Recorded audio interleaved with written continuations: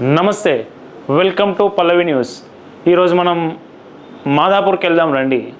మాదాపూర్కి ఎందుకు అనుకుంటున్నారా? ఈరోజు చర్చ మొత్తం మాదాపూరే. ఎందుకు అంటే మాదాపూర్లో ఉన్న దుర్గం చెరువుకు సంబంధించి హైడ్రా ఆఫీసర్లు కొన్ని కాలనీలకు దాదాపు 204 భవనాలకు నోటీసులు ఇచ్చారు. ఏమనుంది ఆ నోటీసులో అంటే మీ ఇండ్లు, విల్లాలు, భవనాలు అన్నీ బఫర్ జోన్లో ఉన్నాయి, ఎఫ్టీఎల్ పరిధిలో ఉన్నాయి, దుర్గం చెరువు పరిధిలోని ఎఫ్టీఎల్లో ఉన్నాయని అధికారులు పేర్కొన్నారు. అయితే ఇక్కడ చూద్దాం, అధికారులు నోటీసులు ఇవ్వడం వరకు ఓకే. అయితే ఇందులో నోటీసులు సర్వ్ చేసిన వారిలో సీఎం రేవంత్ రెడ్డి తమ్ముడు తిరుపతి రెడ్డి కూడా ఉండడం ఇప్పుడు మీడియా ఫోకస్ మొత్తం దీని మీదకి వెళ్ళింది. చాలామందికి దుర్గం చెరువు అంటే తెలియకపోవచ్చు, గ్రామాలలో ఉన్న వాళ్ళకు, జిల్లా కేంద్రాల వరకు. దుర్గం చెరువు అంటే ఏం లేదు, దుర్గం చెరువు హైటెక్ సిటీ పక్కనే ఉంటుంది. మనం చూడొచ్చు ఇక్కడ, ఇది మాదాపూర్, ఇటు జూబ్లీహిల్స్ పెద్దమ్మ టెంపుల్, ఇటు హైటెక్ సిటీ. ఇట్లాంటి ప్రైమ్ ఏరియాలో ఉన్న దుర్గం చెరువు కూడా, దుర్గం చెరువు సరౌండింగ్స్ బఫర్ జోన్ ఆక్రమించి నిర్మాణాలు చేపట్టడం సంచలనంగా మారింది. ఇందులో సీఎం రేవంత్ రెడ్డి సోదరుడు ఇల్లు ఇగో మనకు ఇక్కడ ఉంటుంది. ఇదంతా అమర్ కోఆపరేటివ్ సొసైటీ అనే ప్రాంతం. ఈ అమర్ కోఆపరేటివ్ సొసైటీ అనే ప్రాంతంలోనే సీఎం రేవంత్ రెడ్డి సోదరుడు తిరుపతి రెడ్డి ఉంటున్నారు. ఆయన ఇల్లు ఇక్కడ ఉంది. ఇక మనకు ఆయన ఇల్లు ఇక్కడ కనిపిస్తూ ఉంది.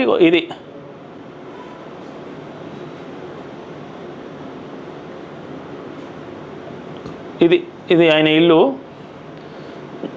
నిజానికి దుర్గం చెరువు నుంచి ఆయన ఇల్లు కొంచెం దూరంగా ఉన్నట్టుగానే మనకు మ్యాప్లో కనిపిస్తున్నప్పటికీ ఇదంతా బఫర్ జోనే అని ఇప్పుడు అధికారులు నోటీసులు ఇచ్చే వరకు మాకు తెలియదు అని 204 మంది ఇండ్లకు భవనం సంబంధించిన ఓనర్స్ అంతా నోటీసులు తీసుకున్న తర్వాత ఆశ్చర్యానికి గురవుతున్నారు. ఇదంతా బఫర్ జోనేనా, మేము బఫర్ జోన్లోనే ఉన్నామా అని.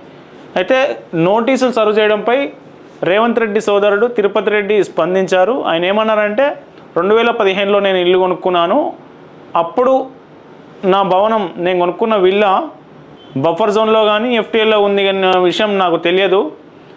నిజంగా ఎఫ్టీఎల్ బఫర్ జోన్లో ఉంటే స్వచ్ఛందంగా కూల్చేయండి, నేనే కూల్చేస్తా అని ఆయన వివరణ ఇచ్చారు. ఇది మనకు దుర్గం చెరువు సంబంధించిన ఇష్యూ. అయితే ఇందులో ఇంకొక ఇంపార్టెంట్ పాయింట్ ఏంటంటే హైడ్రా ఇంకా చట్టం రాలేదు. హైడ్రాకు సంబంధించి పూర్తి స్థాయిలో విధి విధానాలు ఖరారు కాలేదు.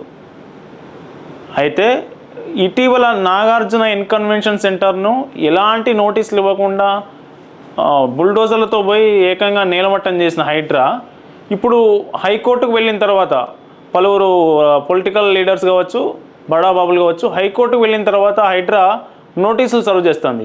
ఇప్పుడు వీళ్లకు 30 రోజుల గడువు ఇచ్చింది, నోటీసులో గ్రేస్ పీరియడ్ ఇచ్చింది. ఈ 30 రోజుల్లోపు వీళ్ళు ఈ భవనాలను కూల్చాలి, లేకుంటే ఖాళీ చేస్తే వీళ్ళన్నా కూల్చేస్తారు. ఇది అయితే నాగార్జున ఇన్కన్వెన్షన్ సెంటర్ను నోటీసు లేకుండా కూల్చిన హైడ్రా ఇప్పుడు ఎందుకు వీళ్ళకి నోటీసులు సర్వ్ చేస్తుంది అనేది ప్రశ్నార్థకంగా మారింది. ఇది మన మాదాపూర్ చెరువుకు సంబంధించి. ఇందులో దీనికి NRSC, national remote sensing agency ఇచ్చిన శాటిలైట్ చిత్రాలను కూడా చూస్తే ఇక్కడ బఫర్ జోన్ ఏంది, ఎఫ్టీఎల్ ఏందని మనకు పూర్తిగా కనిపిస్తుంది. ఇది దుర్గం చెరువు. చూడండి, దుర్గం చెరువు ఎఫ్టీఎల్ లోపల ఎన్ని నిర్మాణాలు జరిగినాయో. ఇది ప్రైమ్ ఏరియా, హైదరాబాద్కు సెంటర్ ప్లేసు, ఒక సెంటర్ ప్లేస్ అనేటువంటి ప్రైమ్ ప్లేస్లో దుర్గం చెరువుల్ని ఎంత ఆక్రమణలు జరిగాయో చూడండి మీరు. ఇక్కడ సీఎం రేవంత్ రెడ్డి సోదరుడి నివాసం ఇది మన దుర్గం చెరువుకు సంబంధించిన complete FTL and buffer zone. ఇప్పుడు ఇక్కడ ఉన్న కొన్ని నిర్మాణాలకు, ఇక్కడ ఉన్న కొన్ని నిర్మాణాలు, మొత్తం 204 భవనాలకు సంబంధించి ఆఫీసర్లు నోటీసులు సర్వ్ చేశారు. ఆ నోటీసుల్లో వాల్టా చట్టం 23 సబ్ క్లాస్ 1 ప్రకారం నోటీసులు సర్వ్ చేస్తున్నట్లు, ఎఫ్టీఎల్ బఫర్ జోన్లో వెలిసిన ఈ నిర్మాణాలను వెంటనే ఖాళీ చేయాల్సిందిగా 30 రోజులు గడువు ఇస్తున్నామని అధికారులు నోటీసులో పేర్కొన్నారు. ఇదిలా ఉంటే మరొక అంశం ఇవాళ తెర మీదకి వచ్చింది. అది ఏ అంశం అంటే బోయిన్ చెరువు. బోయిన్పల్లిలో ఉన్నటువంటి బోయిన్ చెరువు దాని ఎఫ్టీఎల్ పరిధి బఫర్ జోన్లో కూడా అక్రమ నిర్మాణాలు జరిగాయని ఆఫీసర్లు 125 మందికి ఈరోజు నోటీసులు సర్వ్ చేశారు. అయితే ఇక్కడ వీళ్ళంతా పేదలు, ఎక్కడో మారుమూల ప్రాంతాల నుంచి 10 ఏళ్ళు 20 ఏళ్ళు 30 ఏళ్ళ కింద పొట్ట చేత పట్టుకొని హైదరాబాద్కి వచ్చి ఇక్కడ ఇళ్ల స్థలాలు ఎవరో అప్పటి బడా నాయకులు ఎవరో అమ్మారు, వెంచర్లు చేశారు, చెరువుని అమ్మారు, వీళ్ళు కొనుక్కున్నారు. ఇట్లా 125 మందికి ఈరోజు హైడ్రా నోటీసులు జారీ చేయడం సంచలనంగా మారింది. దీనిపై ఈరోజు నోటీసులు అందుకున్న వీళ్ళంతా ఆందోళనకు దిగితే వాళ్ళకు మద్దతు తెలిపేందుకు మన మల్కాజ్గిరి ఎంపీ ఈటెల రాజేందర్ గారు వెళ్ళారు అక్కడికి. ఆయన మాట్లాడుతూ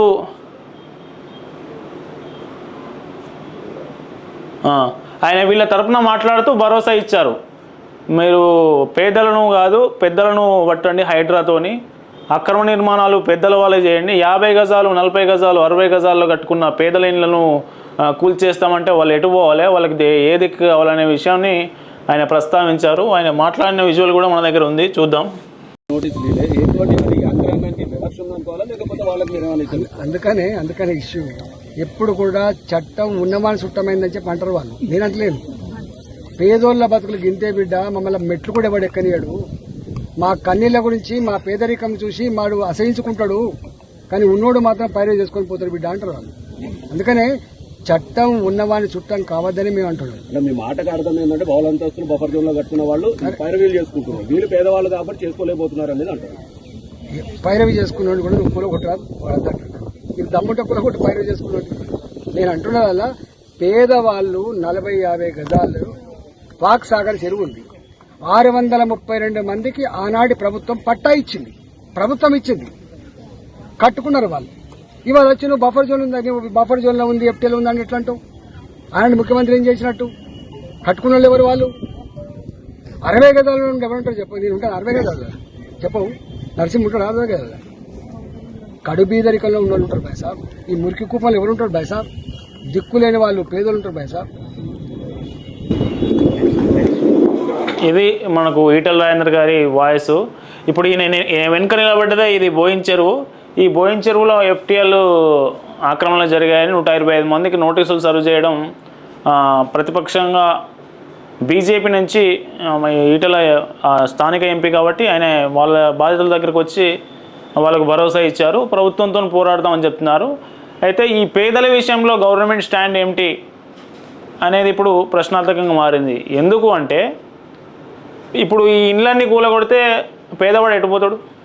సరే, డబ్బులు ఉన్నోడు, విల్లాలు కట్టుకున్నాడు, గెస్ట్ హౌస్ కట్టుకున్నాడు, ఫామ్ హౌస్ కట్టుకున్నాడు, బడా బాబులు బలిసిన వాళ్ళు ఇక్కడ కాకుంటే అక్కడ కూల్చేస్తే మనకి పెద్ద నష్టం ఉండదు, ఎందుకంటే వాడు ధనవంతుడు. ఇక్కడ కాకుండా ఇంకో దగ్గర పోతాడు, ఆడ ఇల్లు కట్టుకుంటాడు, రాజభవనాలు కట్టుకుంటాడు, ఏమైనా కట్టుకుంటాడు. కానీ పేదోడు ఎటుపోతాడు? 60 గజాలలో ఇల్లు కట్టుకున్న పేదవాడు మళ్ళీ 60 గజాలు కొనుక్కోగలుగుతాడా హైదరాబాద్ ఇప్పుడున్న రేట్ల ప్రకారం? మళ్ళీ వాళ్ళకి ఎట్లా, వారి పరిస్థితి ఏంది? హైడ్రా వాళ్ళకి ఏం సమానం చెప్తుంది? గవర్నమెంట్ వాళ్ళకి కాంపెన్సేట్ చేస్తుందా? సీఎం రేవంత్ రెడ్డి గారు దీని మీద ఎట్లాంటి నిర్ణయం తీసుకోబోతున్నారు? సో ఇట్లాంటి చాలా అంశాలు, న్యాయపరమైన చిక్కులు హైడ్రాను చుట్టుముడుతున్నాయి. మళ్ళీ ఈ విషయంలో హైడ్రా ఏ నిర్ణయం తీసుకుంటా అన్నది వేచి చూడాలి. మొత్తానికి ఈరోజు ఒకే రోజు ఇవాళ దుర్గం చెరువు, ఇక్కడ బోయిన్ చెరువు, ఈ 2 చెరువులకు సంబంధించి హాట్ టాపిక్గా మారినాయి. ఈ 2 చెరువులు ఈ ఇష్యూస్ నోటీసులు సర్వ్ చేయడం, ఈ నోటీసులు సర్వ్ చేయడం ఇంకెంతవరకు వెళ్తుంది? ఇంకెన్ని చెరువులు చేస్తారు? మళ్ళీ పేదలే చేస్తారా, పెద్దలే వదిలేస్తారా? మరి ఏం జరగబోతున్నది చూడాలి. అయితే ఇక్కడ నోటీసులు సర్వ్ చేసిన వీళ్ళు బాధితులంతా ఏమంటున్నారంటే, సరే మన పెద్దవాళ్ళు ఏ వాళ్ళకి కూల్చేస్తలేరు కదా, మీకు కాంగ్రెస్ నేతల ఫామ్ హౌస్లు ఎఫ్టీఎల్ పరిధిలో ఉన్నాయని ఆరోపణలు వచ్చినాయి, బీఆర్ఎస్ నేతల ఫామ్ హౌస్లు గెస్ట్ హౌస్లు బఫర్ జోన్లో ఉన్నట్టు ఆరోపణలు వచ్చినాయి, వీడియోలు వచ్చినాయి, మ్యాప్లు వచ్చినాయి, డ్రోన్ విజువల్స్ వచ్చినాయి. అట్లాంటి వాటి మీద ఏం స్పందించకుండా మాకే నోటీసులు ఇస్తున్నారు అనే క్వశ్చన్ కూడా బాధితుల వైపు నుంచి రేజ్ అవుతున్నది.